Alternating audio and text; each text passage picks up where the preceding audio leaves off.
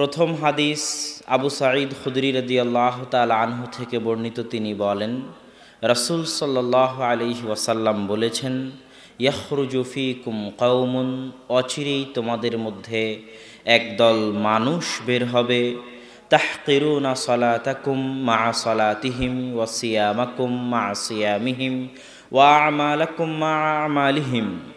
তোমরা তোমাদের সালাতকে তাদের সালাতের সামনে নগণ্য মনে করবে, তোমরা তোমাদের সিয়ামকে তাদের সিয়ামের সামনে নগণ্য মনে করবে, তোমরা তোমাদের আমল আখলাককে তাদের আমল আখলাকের সামনে নগণ্য মনে করবে।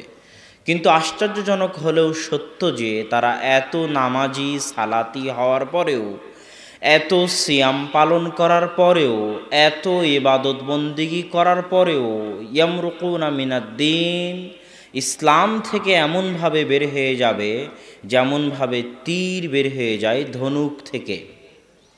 তারা ঠিক এত সালাত আদায় করার পরেও, এত সিয়াম পালন করার পরেও, এত পরহেজগার হওয়ার পরেও দিন থেকে বের হয়ে যাবে।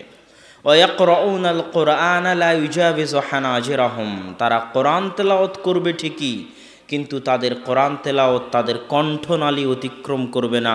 সহিহ বুখারী 5058 নম্বর হাদিস। দ্বিতীয় হাদিস, রাসূল সাল্লাল্লাহু আলাইহি ওয়াসাল্লাম একদিন যুদ্ধের পর গনিমতের মাল বন্টন করতেছেন। তো যুল খুয়াইসিরাহ নামক একজন ব্যক্তি রাসূল সাল্লাল্লাহু আলাইহি ওয়াসাল্লামকে জিজ্ঞেস করতেছে, ইয়া রাসূলুল্লাহ, হে আল্লাহর রাসূল, ইত্তাকিল্লাহ, আল্লাহকে ভয় করুন, ইদিল, এবং ন্যায় পরায়ণতা ইনসাফের সাথে গনিমতের মাল বন্টন করুন। তখন রাসূল সাল্লাল্লাহু আলাইহি ওয়াসাল্লাম বললেন, আশ্চর্য কথা, পৃথিবীর সবচেয়ে পরহেজগার মানুষ, তাকে বলা হচ্ছে আপনি আল্লাহকে ভয় করুন। পৃথিবীর সবচেয়ে আল্লাহ ভীরু মানুষ, তাকে বলা হচ্ছে আপনি আল্লাহকে ভয় করুন। পৃথিবীর সবচেয়ে মুনসিফ, ইনসাফ পরায়ণ মানুষ, ন্যায় বিচারক মানুষ, তাকে বলা হচ্ছে আপনি ইনসাফ করুন। তখন রাসূল সাল্লাল্লাহু আলাইহি ওয়াসাল্লাম বলতেছে, আওয়ালাস্তু আহাক্কু আহলিল আরদি, আমি কি নই পৃথিবীর বুকে সবচেয়ে বেশি হকদার যে আমি আল্লাহকে সবচেয়ে বেশি ভয় করব? ইদা আসাইতু, যদি আমি আল্লাহর বিধানের নাফরমানি করি তাহলে কে আল্লাহর বিধানের অনুসরণ করবে? অমাইয়া আদেল ইদা আলাম আদেল, আর কে ন্যায় বিচার করবে যদি আমি মুহাম্মদ ন্যায় বিচার না করি? যেমনি রাসূল সাল্লাল্লাহু আলাইহি ওয়াসাল্লাম এই কথা বলেছেন, তো আল্লাহ রাসূলের কষ্ট দেখে খালিদ বিন ওয়ালিদ বলতেছে, আল্লাহ রাসূল, আপনি নির্দেশ দেন আমি আর গর্দান উড়িয়ে দিই। যে আপনার উপর সন্দেহ করে যে আপনি ইনসাফ করতেছেন না, তাহলে সে তো মুমিন থাকতে পারে না, তাকে হত্যা করার আমাকে অনুমতি দিন। তখন রাসূল সাল্লাল্লাহু আলাইহি ওয়াসাল্লাম বলতেছে, লা, না, হত্যা করিও না। লা আল্লাহু ইউসাল্লি, হতে পারে যে সে সালাত আদায় করে। তার মানে কি বোঝা গেল? যারা জেগে আছেন তাদেরকে জিজ্ঞেস করতেছি, এই অংশ থেকে কি বোঝা গেল? সালাত আদায় করলে হত্যা করা যাবে না। মাশাআল্লাহ, বারাকাল্লাহ ফিকুম। তখন এবার খালিদ বিন ওয়ালিদ উত্তরে বলতেছে, যেটা আমরা সবাই বলি, কাম্মিন মুসাল্লিন, আল্লাহ রাসূল আপনি জানেন না কত এমন সালাত আদায়কারী আছে যাদের অন্তরে একটা, বাইরে আর একটা, ইয়াকুলু বিলিসানিহি মা লাইসা ফি কলবিহি। আল্লাহ রাসূল আপনি জানেন না আপনার পিছনে সালাত আদায়কারী এরকম বহু মুনাফিক আছে যাদের মুখ এক, অন্তর আর এক।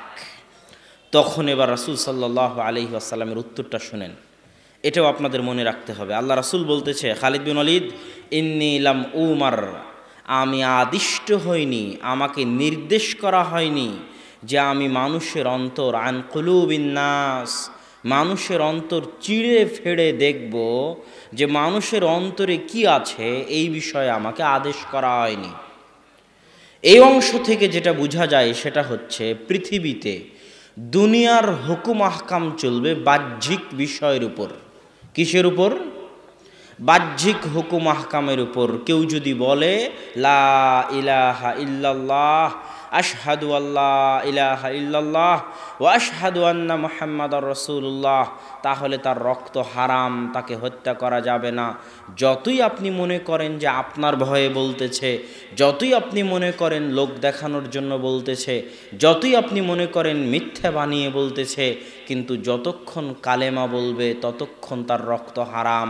তার অন্তরে কি আছে এটা আল্লাহ দেখবে কিয়ামতের মাঠে, ওটা আমার এবং আপনার দায়িত্ব নয় দেখার। এই অংশ থেকে আল্লাহ রাসূল সেটা স্পষ্ট করে দিলেন। তারপরে তবে খালিদ বিন ওয়ালিদ একটা কথা মনে রাখো, যে আজকে আমাকে বলল আমার মতো ন্যায়পরায়ণ শাসককে, আমি যে আর এক হাদিসে আল্লাহ রাসূল বলেছে ওই তিনজন ব্যক্তিকে যারা বলল সারা রাত এবাদত করব, সারাদিন সিয়াম রাখবো, বিবাহ করব না, ওই হাদিসে আল্লাহ রাসূল তাদেরকে বলেছিলেন ওয়াল্লাহি লা ইন্নী আতকাকুম ওয়া আখশাকুম, আল্লাহর কসম নিশ্চয় আমি হচ্ছি সবচেয়ে তাকওয়াবান, সবচেয়ে পরহেজগার, সবচেয়ে আল্লাহ ভীরু মানুষ আসমানের নিচে জমিনের উপরে। তো জেনে রাখো খালিদ বিন ওয়ালিদ, আমি সবচেয়ে পরহেজগার, সবচেয়ে তাকওয়াবান মানুষ হওয়ার পরেও যে আমার শাসন, আমার ন্যায়পরায়ণতার উপর আঙ্গুল উঠায়, আমার বিরুদ্ধে কথা বলে, আমার বিরুদ্ধে বিদ্রোহ করে, এরাই, এদের বংশ থেকেই অচিরে একদল মানুষ বের হবে যারা ঠিক এই স্বভাবেরই হবে। কি স্বভাবের? তখন রাসূল সাল্লাল্লাহু আলাইহি ওয়াসাল্লাম বলছেন ইন্নাহু সায়াখরুজু মিন যিদি হাদা, এর বংশধর থেকে অচিরে একদল মানুষ বের হবে ইয়াকতুলুনা আহলাল ইসলাম ওয়া ইয়াদাউনা আহলাল আওসান, যারা মুসলমানদেরকে হত্যা করবে আর মূর্তি পূজক মুশরিক কাফেরদের ছেড়ে দিবে। হাদিসের এই অংশ কি বুঝতে পারছেন? আজকে সিরিয়াতে কাদেরকে হত্যা করা হচ্ছে? কে হত্যা করতেছে? মুসলমান। ইয়েমেনে কাদেরকে হত্যা করা হচ্ছে? কে হত্যা করতেছে? মুসলমান। ওই কথায় আল্লাহর রাসূল বলেছেন ইয়াকতুলুনা আহলাল ইসলাম, মুসলমানকে কাফের ফতোয়া দিয়ে হত্যা করবে, ওয়া ইয়াতরুকুনা আহলাল আওসান, আর ইহুদি খ্রিস্টান মুশরিকদের ছেড়ে দিবে। সম্মানিত উপস্থিতি, তৃতীয় হাদিস, আল্লাহ রাসূল সাল্লাল্লাহু আলাইহি ওয়াসাল্লাম বলছেন ইয়াখরুজু ফীকুম, অচিরেই তোমাদের মধ্যে একদল মানুষ বের হবে হুদাসাউল আসনান, যাদের দাঁত হবে নতুন, কেবল দাঁত উঠেছে, নতুন দাঁত গজিয়েছে, তাদেরকে হাদিসে বলা হয়েছে হুদাসাউল আসনান, নতুন গজানো দাঁতওয়ালা তথা অল্প বয়সী। সুফাহাউল আহলাম, বুদ্ধি কম, বিবেক কম, বিবেক বুদ্ধি দিয়ে কাজ করে না, আবেগ দিয়ে কাজ করে, এরকম অল্প বয়সী, কেবল দাঁত উঠেছে, অল্প বয়সী, বুদ্ধি কম যুবক বের হবে। ইয়াকুলুনা মিন খাইরি কওলিল বারিয়াহ, আল্লাহর রাসূলের কথা থেকেই কথা বলবে। ফাইদা লাকিতুমুহুম ফাকতুলুহুম, যদি তোমরা তাদেরকে পাও তাহলে তাদেরকে হত্যা করিও। ফাইন্না ফি কতলিহিম আজরুন ইয়াউমাল কিয়ামাহ, কেননা তাদেরকে হত্যা করার মধ্যে কিয়ামতের মাঠে নেকি রয়েছে। আর এক হাদিসে রাসূল সাল্লাল্লাহু আলাইহি ওয়াসাল্লাম বলছেন লাইন আদরাকতুহুম, আমি যদি এদেরকে পাই, আমি যদি এই সম্প্রদায়কে পাই, লাআকতুলান্নাহুম কাতলা সামুদ, তাহলে আমি তাদেরকে সামুদ জাতির মতো হত্যা করব।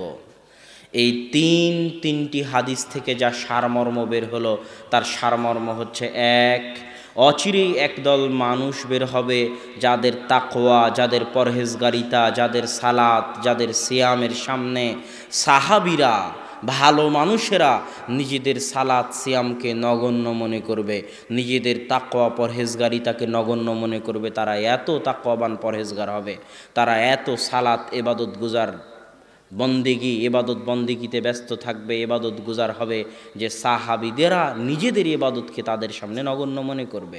দুই, তারা হবে অল্প বয়সী, বিবেক দিয়ে কাজ করবে না, আবেগ দিয়ে কাজ করবে। তিন, তারা মুসলমানদেরকে হত্যা করবে আর মুশরিক কাফেরদেরকে ছেড়ে দিবে, তাদেরকে হত্যা করবে না। এদের বিষয়ে আল্লাহ রাসূল যা বলেছেন, এক, আল্লাহ রাসূল বলেছেন এরা দিন থেকে বের হয়ে যাবে যেমন ধনুক থেকে তীর বের হয়ে যায়। দুই, আমি যদি এদেরকে পাই তাহলে সামুদ জাতির মতো হত্যা করব। তিন, তোমরা যদি এদেরকে পাও তাহলে এদেরকে হত্যা করিও, কেননা এদেরকে হত্যা করার মধ্যে কিয়ামতের মাঠে নেকি রয়েছে। এই হলো তিনটি হাদিসের সারমর্ম। আমি আমার সংক্ষিপ্ত বুঝি যে এই তিনটি হাদিস রাসূল সাল্লাল্লাহু আলাইহি ওয়াসাল্লাম খারিজিদেরকে বুঝিয়েছেন এবং সালাফে সালেহিন মুহাদ্দিসিনে কেরামের এটাই ব্যাখ্যা যে তারা হচ্ছে খারিজি। আর এটাই সঠিক ব্যাখ্যার নিকটবর্তী, সঠিক কথার নিকটবর্তী কথা যে এই হাদিসগুলো দ্বারা খারিজিরা উদ্দেশ্য।